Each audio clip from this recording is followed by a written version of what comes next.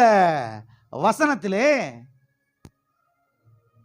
துஷ்டனுடைய பாதைக்கு விலக்கி என்று சொல்லப்பட்டிருக்கிறது. யாருடைய செய்கைக்கு? துஷ்டனுடைய பாதைக்கு. யாருடைய பாதைக்கு? துஷ்டனுடைய பாதைக்கு. துஷ்டன் என்றால் யார்? இது பிசாசை குறிக்கிறது. சரி, பிசாசு, துஷ்டனாகி பிசாசு அவன் என்ன பண்ணுகிறான் என்று சொன்னால், இப்படிப்பட்ட செய்கைகளின் மத்தியிலே நம்மை பாருங்க இழுத்து போட்டு நம்மை பாவம் செய்ய வைப்பதற்கு அவன் என்ன செய்கிறான்? அப்படிப்பட்ட சூழல்களை என்ன செய்கிறான்? அங்கே ஏற்படுத்துகிறான். அருமையானவர்களை கவனியுங்கள். இப்படிப்பட்ட சூழ்நிலைகள் மத்தியிலே, இப்படிப்பட்ட விசேஷங்களின் மத்தியிலே, இப்படிப்பட்ட விழாக்கள் மத்தியிலே அவன் புகுந்து நம்மை கெடுக்க பார்க்கிறான். நம்மை தவறான பாதைகளிலே நடத்த பார்க்கிறான். நம்மை துன்மார்க்கமான காரியங்களை செய்ய அவன் என்ன செய்கிறான்? தூண்டுகிறான். ஒரு விழாக்கு போயிட்டு வாங்க, அங்க சில ஆட்கள் தாறுமாற ட்ரெஸ் போட்டிருப்பான். உடனே புத்தி நமக்கு எப்படி வருது? நாமளும் இந்த ட்ரெஸ்ஸை வாங்குவோம். அங்கங்க கிழிச்சு தொங்குற மாதிரி, கிரிக்கை மாதிரி தொங்கலான்ற ஒரு ட்ரெஸ் வாங்கலாம்னு சொல்லி ஒரு புத்தி என்ன செய்யுது? வருது. அவங்க போட்டிருக்காங்கல்ல, புத்தி எப்படி போகுது பாருங்க.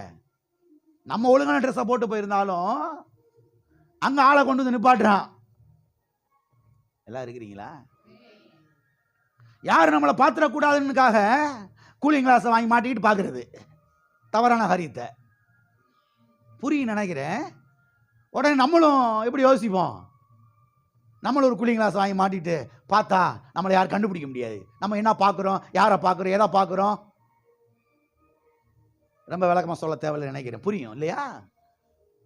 அப்ப இப்படிப்பட்ட விழாக்கள் மத்தியிலே, விசேஷங்கள் மத்தியிலே நம்மளை கவுத்துறதுக்கே பிசாசு அங்க உள்ள புகுந்து சில காரியங்கள் என்ன செய்யறான்? நம்மளை தவறா பண்ணுவதற்கு தூண்டி விட பார்க்கிறான்.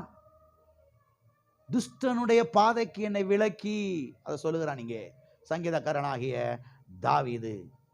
எனவே இப்படிப்பட்ட இடங்களில் தான் நாம் கவனமாக இருக்க வேண்டும். இப்படிப்பட்ட இடங்களில் தான் நாம் நம்மை என்ன செய்ய வேண்டும்? காத்து கொள்ள வேண்டும். பக்கத்தில் கைப்பிடி சொல்லுங்க. இப்படிப்பட்ட இடத்திலே தான் நாம் நம்மை காத்து கொள்ள வேண்டும். நாம் என்ன நினைக்கிறோம்? நம்மளை யாருமே பார்க்கல, அங்க இருக்க எல்லாருமே நம்ம பார்த்துக்கிட்டு இருக்காங்க. இதை காட்டிலும் மேலாக கர்த்தர் நம்மளை என்ன செய்யறாரு? பார்த்து கொண்டே இருக்கிறார். இதை காட்டிலும் மேலாக பரிசுத்த ஆவியானவர் நமக்குள்ள என்ன செய்கிறார்? வாசம் பண்ணி நம்மை கண்காணித்து கொண்டே இருக்கிறார். யாரும் நம்மளை பார்க்கல. ஃப்ரெண்டோட சேர்ந்து என்ன செய்யலாம்? ஜாலியா கும்மாளம் போடலாம், குதிக்கலாம், ஆடலாம், பாடலாம், என்ன வேணா செய்யலாம், ட்ரிங்க்ஸ் அடிக்கலாம், சிகரெட் அடிக்கலாம், அதை இதையும் திங்கலாம். கர்த்தர் பார்க்கிறாரு. அப்ப பாவம் செய்யாமல் இருப்பதற்கு வழி என்ன?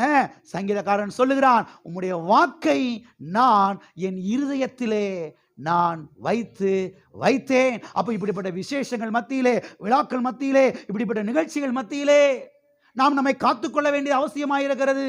நாம் பரிசுத்தமாய் வாழ வேண்டியது அவசியமாயிருக்கிறது. அப்படி பரிசுத்தமாய் வாழும் பொழுது, நாம் நம்மை காத்துக்கொள்ளும் பொழுது, அங்க இருக்கிற 1000 பேரு சொல்றாங்க, இப்படி இருக்கணும், எப்படி இருக்கணும், இப்படி இருக்கணும், இப்படி ஜென்டலா நடந்துக்கிறணும், இப்படி யோக்கியமா நடந்துக்கிறணும், இப்படி பரிசுத்தமா வாழ்ந்துக்கிறணும். நம்மகிட்ட சில பாடங்களை அவங்களை என்ன செய்ய வேண்டும்? கற்றுக்கொள்ள. அங்கிருந்து பல காரியத்தை இழுத்துட்டு வரக்கூடாது நம்ம வீட்டுக்கு. இருந்தீங்கன்னா சாதம் ஒரு ஆமேன்னு சொல்லுங்க. நான் சொல்றது உங்களுக்கு புரியுதா? அங்க போயிட்டு இப்படியா அப்படியா, இங்க வந்து வீட்டில் வந்து அப்பா அம்மாட்ட ஃபைட் பண்றது, அவங்கள வாங்கி கொடுக்குறாங்க, அவங்களாம் இப்படி செய்யறாங்க.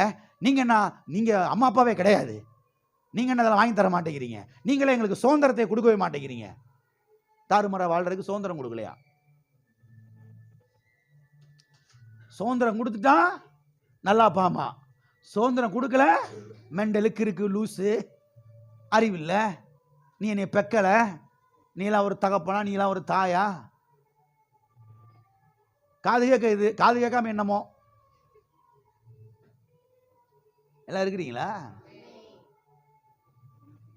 அப்படி பண்ணாத, அப்படி இழுக்கிறதுக்கு ஒரு ஆள் இருக்காங்க பாருங்க. அதுக்காகவே கர்த்தருக்கு கோடி நன்றி செலுத்தணும். நம்மளை தலையில கொட்டுறாங்க பாருங்க, எக்ஸாக்ட்லி தலையில கொட்டல, வார்த்தையினால கொட்டுறாங்க பாருங்க, வார்த்தையினால கொட்டுறதுக்கு இருக்கிறாங்க பாருங்க. அதுக்காகவே கர்த்தாவே உங்க கோடி ஸ்தோத்திரம், உமக்கு நன்றி, நல்ல வேலைக்கு நீ தலையில கொட்டினாங்க, வார்த்தை என்கிற கொட்டு விழுந்துச்சு. ஏன்னா நான் பாவத்தில் விழுந்தேன், நாசமா போயிடுவேனே, தரிசா போயிடுவேனே, என் வாழ்க்கை போயிருமே, ஒன்றுமில்லாமல் போயிருமே, எதிர்காலம் கெட்டுருமே, அழிஞ்சிருமே, வியாதியில் இழுத்துக் கொள்வேனே, வாழ்க்கையில தோத்து போயிருவேனே. நான் பாவம் செய்யாதபடிக்கு உம்முடைய வாக்கை நான் என் இருதயத்தில் என்ன செய்து வைத்தேன்? வைத்து வைத்தேன். இதைத்தான் சங்கீதக்காரனாகிய தாவீது இங்கே சொல்லுகிறான். நான் என்னை காத்து கொள்ளுகிறேன் என்று. எப்படி காத்துக் கொள்ளுகிறேன்?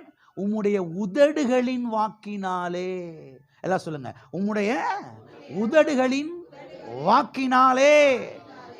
உம்முடைய உதடுகளின் வாக்கினாலே நான் என்னை காத்து கொள்ளுகிறேன் என்று அவன் சொல்லுகிறான். அப்ப பிசாசு விரிக்கிற அந்த வலைக்கு நாம் நம்மை எப்படி காத்துக்கொள்ள முடியும்? எப்படி காத்துக்கொள்ள முடியும் என்று சொன்னால், கர்த்தருடைய வார்த்தையினாலே என்ன செய்ய முடியும்? நாம் நம்மை காத்துக்கொள்ள முடியும். எல்லாம் இருக்கிறீங்களா? ஆகவே ஒரு காரியத்தை நாம் தெளிவாய் புரிந்து கொள்ள வேண்டும். அது என்னவென்று சொன்னால், நாம் ரட்சிக்கப்பட்டிருந்தாலும் கூட, எத்தனை பேர் ரட்சிக்கப்பட்டிருக்கிறீங்க? ஆமென். நாம் ரட்சிக்கப்பட்டிருந்தாலும் கூட ரட்சிக்கப்படாத ஜனங்கள் மத்தியிலே தான் நாம் என்ன செய்து கொண்டிருக்கிறோம்? வாழ்ந்து கொண்டு இருக்கிறோம். ரட்சிக்கப்பட்ட ஜனங்கள் மாத்திரம் இந்த பூமியில கிடையவே கிடையாது. எல்லா ஜனங்களும் என்ன செய்யறாங்க? இங்க இருக்கிறாங்க. எனவே இதன் மத்தியிலே தான் நாம் நம்மை என்ன செய்ய வேண்டும்? காத்துக்கொள்ள வேண்டும். சில ஆட்கள் பாருங்க, சீட்டாட கூப்பிட தான் செய்யறாங்க, நாம் என்ன செய்யக்கூடாது? போகக்கூடாது.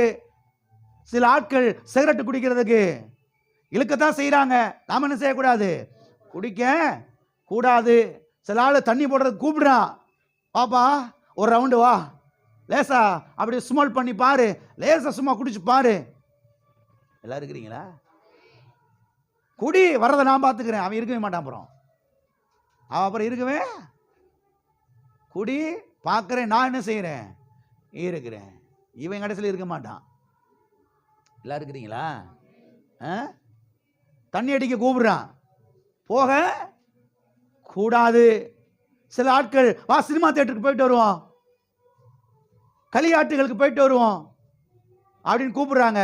சினிமா பார்க்க என்ன செய்யக்கூடாது? போக கூடாது. நாம் நம்மை என்ன செய்து கொள்ள வேண்டும்? காத்துக்கொள்ள வேண்டும். எப்படி காத்துக்கொள்ள வேண்டும்? எப்படி காத்துக்கொள்வது?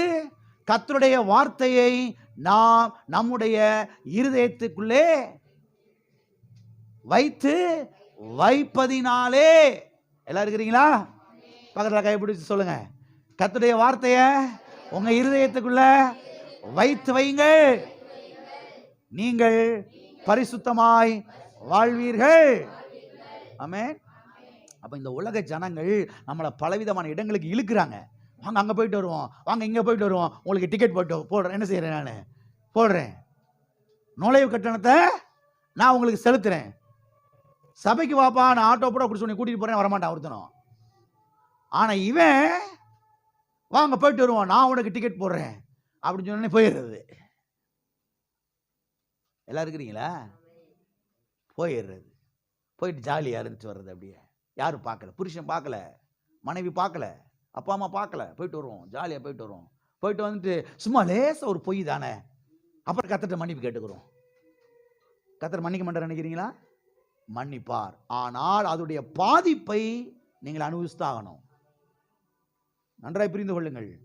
சில சமயங்களில் நம்ம துணிகரமாக சில காரியங்களை இறங்குறோம், கர்த்தர் மன்னிக்கிறாரு, கர்த்தர் கிருபை இறங்குறாரு. கர்த்தர் மறுபடியும் வந்து அந்த பாவத்தை நீ செஞ்சேப்பா அப்படின்னு உங்களுக்கு ஞாபகப்படுத்த மாட்டாரு. அது பிசாசு வேணா ஞாபகப்படுத்துவான், கர்த்தர் ஞாபகப்படுத்த மாட்டாரு. ஆனால் அதனுடைய விளைவை பாருங்க, நீங்க உங்க சரீரம் உங்க குடும்பம்னு செய்து அனுபவிச்சுதான் ஆகுது. கவனமா இருக்கணும். பாவம் செய்யாதபடிக்கு உடைய வாக்கை என் இருதயத்திலே.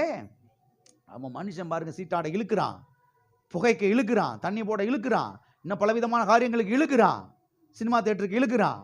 நாம் என்ன செய்யக்கூடாதுங்களா? போக கூடாது. சிலர் கேட்கிறாங்க, சினிமா பார்க்க கூடாது என்று எந்த பைபிள்ல போட்டிருக்குது? சினிமா பார்க்க கூடாதுன்னு எந்த பைபிள்ல? நான் அதைத்தான் கேட்கிறேன். அரளிக்காயை சாப்பிடக்கூடாதுன்னு சொல்லி எந்த பைபிள்ல போட்டிருக்குன்னு?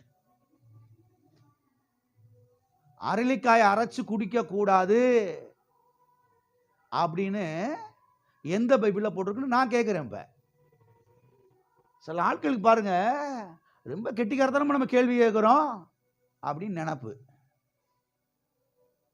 அப்படியே பிடிச்சிக்கிறது. மாட்டிட்டார், நல்லா இனி நம்மகிட்ட பேச மாட்டாரு.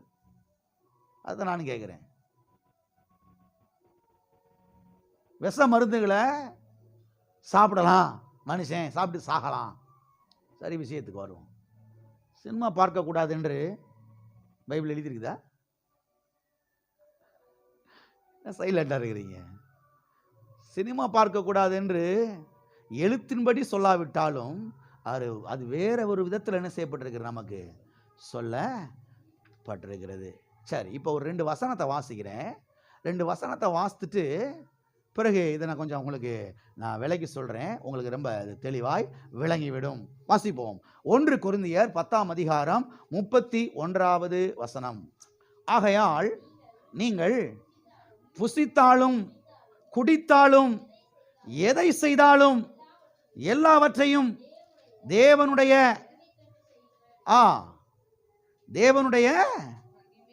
மகிமைக்கென்று செய்யுங்கள். எல்லா கரங்களை வைத்து சொல்லுவோம். நான் புசித்தாலும் நான் குடித்தாலும் நான் எதை செய்தாலும் எல்லாவற்றையும் தேவனுடைய மகிமைக்கென்று செய்கிறேன். புரியுதா? நான் புசித்தாலும் குடித்தாலும் நான் எதை செஞ்சாலும் அதை எப்படி செய்யணுமா? தேவனுடைய மகிமைக்கென்று, தேவனுடைய நாமம் மகிமைப்படுவதற்கு ஏதுவாக என்ன செய்ய வேண்டுமாம்? செய்ய வேண்டுமா? இந்த வசனம் என்ன சொல்லுகிறது? நாம் எதை செய்தாலும் அதன் மூலமாக கர்த்தருடைய நாமம் என்ன செய்யணும்? மகிமை படணும். நாம எதை செஞ்சாலும் அதன் மூலமாய் கர்த்தருடைய நாமம் என்ன செய்யக்கூடாது? தூசிக்கப்பட கூடாது என்று சொல்லுகிறது இந்த வசனம். வாசிப்போம். கொலோசையர் 3ஆம் அதிகாரம் 17வது வசனம். வார்த்தையினாலாவது கிரியையினாலாவது நீங்கள் எதை செய்தாலும் அதை எல்லாம் கர்த்தராகிய இயேசுவின் நாமத்தினாலே செய்து அவர் முன்னிலையாக பிதாவாகிய தேவனை ஸ்தோத்தரியுங்கள். இந்த வசனம் என்ன சொல்லுகிறது? 1, நாம் எதை செய்தாலும் இயேசுவின் நாமத்தினாலே செய்ய வேண்டும் என்று சொல்லுகிறது. எல்லாம் சொல்லுங்க. நான் எதை செய்தாலும் இயேசுவின் நாமத்தினாலே அதை செய்வேன். 2வதாக இந்த வசனம் என்ன சொல்லுகிறது? அவர் முன்னிலையில் என்று சொல்லுகிறது. யார் முன்னிலையில்? இயேசு கிறிஸ்துவின் முன்னிலையில் பிதாவாகிய தேவனை ஸ்தோத்தரிக்க வேண்டும், நன்றி செலுத்த வேண்டும் என்று சொல்லுகிறது. இந்த 2 வசனம் புரிஞ்சிருச்சா? இந்த 2 வசனம் புரிஞ்சிருச்சா? நம்ம எதை செஞ்சாலும், எதை புசித்தாலும், எதை பண்ணாலும் அதன் மூலமா கர்த்தருடைய நாமம் என்ன செய்யணும்? மகிமைப்படணும். இந்த வசனம் என்ன சொல்லுகிறது? நாம் எதை செய்தாலும் அதை இயேசு நாமத்தினால செய்ய வேண்டும். அதை இயேசு கிறிஸ்துவுக்கு முன்பாக என்ன செய்ய வேண்டும்? நாம் அவருடைய பிரசன்னத்துக்கு முன்பதாக நாம் செய்ய வேண்டும். அதன் மூலமாக தேவனுடைய நாமத்தை என்ன செய்ய வேண்டும்? மகிமைப்படுத்த வேண்டும் என்று சொல்லுகிறது. எனவே இந்த 2 வசனத்திலே நமக்கு 3 காரியங்கள் தெளிவாய் விளங்குகிறது. கவனிச்சு வரீங்களா? இந்த 2 வசனத்திலே 3 காரியங்கள் நமக்கு தெளிவாய் என்ன செய்கிறது? விளங்குகிறது. 1, நாம் புசித்தாலும் நாம் குடித்தாலும் நாம் என்ன செய்தாலும் அதன் மூலமாக தேவனுடைய நாமம் என்ன செய்ய வேண்டும்? மகிமைப்பட வேண்டும். 2வதாக நாம் எதை செய்தாலும் கர்த்தராகிய இயேசுவின் நாமத்தினாலே என்ன செய்ய வேண்டும்? செய்ய வேண்டும். 3வதாக நாம் எதை செய்தாலும் எதை பண்ணினாலும் இயேசுவின் முன்னிலையாக பிதாவாகிய தேவனை என்ன செய்ய வேண்டும்? ஸ்தோத்தரிக்க வேண்டும். எனவே இங்கே நாம் அறிந்து கொள்ளக்கூடிய காரியம் என்னவென்று சொன்னால், நாம் நம்முடைய வாழ்க்கையிலே எதை செய்தாலும் இந்த 3 காரியங்களுக்கு ஏற்றாறு போலத்தான் நாம் என்ன செய்ய வேண்டும்? அந்த காரியத்தை செய்ய வேண்டும். நாம் எதை செய்தாலும் இந்த 3 காரியங்களுக்கு ஏற்றாறு போலத்தான் என்ன செய்ய வேண்டும்? நாம் செய்ய வேண்டும். சரி, இப்போ நான் கேட்கிறேன், எல்லாருக்கும் பதில் சொல்றீங்களா? யார் தூங்கலையில பதில் சொல்றீங்களா? நீங்க பிராந்திய விஸ்கிய குடித்தால் தேவனுடைய நாமம் மகிமைப்படுமா? நாம் எதை குடித்தாலும் யாருடைய நாமம் மகிமைப்படணும். இதை குடிச்சிங்கன்னா தேவனுடைய நாமம் மகிமைப்படுமா? நீங்க பிராந்தியை குடிக்கும்போது, சாராயத்தை குடிக்கும்போது, அதை இயேசுவின் முன்னிலையிலே போய் உட்காந்து குடிப்பீங்களா?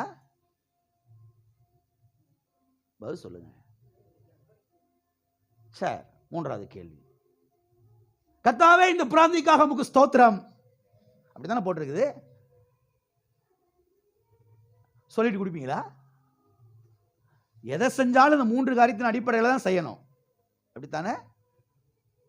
நீங்க பிராந்தியை குடிச்சீங்கன்னா, சாராயத்தை குடிச்சீங்கன்னா, வெத்தலை போட்டீங்கன்னா, மூக்குப்பொடி போட்டீங்கன்னா கர்த்தருடைய நாமம் மகிமைப்படுமா? அதை போய் தேவ பிரசன்னத்தில் உட்காந்து பைபிளை திறந்து வச்சு, பாட்டு புக்கெல்லாம் திறந்து வச்சு 2 பாட்டை பாடிட்டு 2 வசனமெல்லாம் வாசிச்சுட்டு இயேசுவின் முன்னிலையில் குடிப்பீங்களா? அதை போடுவீங்களா? அதை அருந்துவீங்களா? தேவனே உமக்கு ஸ்தோத்திரம், இன்றைக்கு இதை நீர் கொடுத்திருக்கிறீர், பிராந்திக்கா உங்க ஸ்தோத்திரம், நாளைக்கு நல்ல ஒரிஜினலை தாரும் ஆண்டவரே, இது டூப்ளிகேட்டு அப்படி ஒன்று கிக்கலாம் இல்லை, இன்னும் கொஞ்சம் நல்லா தாங்க ஆண்டவரே சொல்லிட்டு ஸ்தோத்திரம் பண்ணிட்டு குடிப்பீங்களா? யோசித்து பாருங்க. எல்லாம் இருக்கிறீங்களா? இதை போலத்தான் சில காரியங்களை நாம் செய்ய முடியவே, இது ஒன்று ஒரு எக்ஸாம்பிளாக காமிச்சேன்.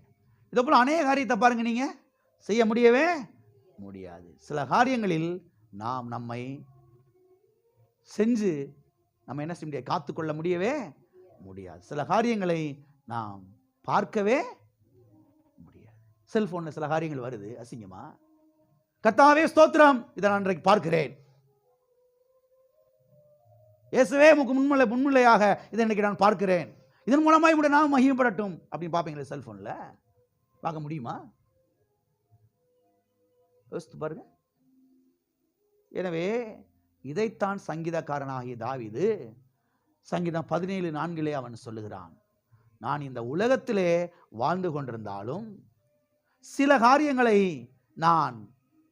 காரியங்களோடு நான் என்ன செய்ய மாட்டேன், ஒத்துப்போகவே மாட்டேன், ஒத்துப்போக முடியாது, சில காரியங்களிலே நான் கலந்து கொள்ளவே முடியாது என்று அவன் இங்கே சொல்லுகிறான். எல்லாரும் இருக்கிறீங்களா?